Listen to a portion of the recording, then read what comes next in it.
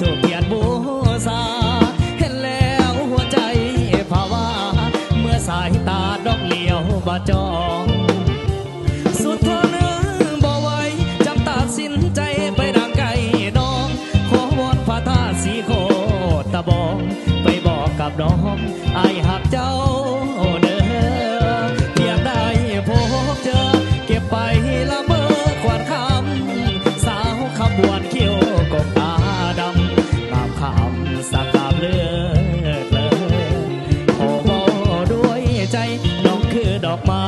ในใจเสมอสาวขบวนหาไม้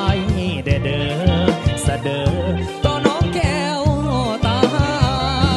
หากว่าสดาบุญนำพาของนายดีพอสาวขบวนหับหักนายดอจะพาแม่พอมาขอการดาสมดังคาดไว้ได้ดอกเป็นไทยแห่งเมืองจำปาคงสมใจอายปาถราได้ดอกแก้วตาเมื่อเนบเคียงกาย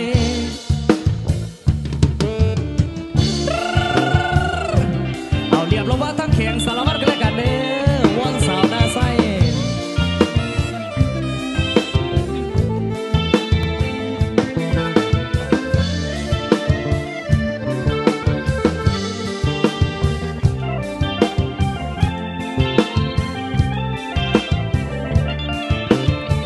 เมื่อบาพบน้องเหนือท้องยามท้องลมหนา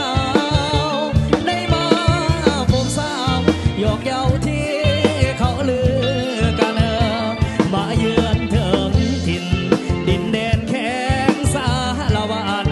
อายอยู่นครเวียงจันทร์จึงอยากผูกพันกับน้องแก้วตา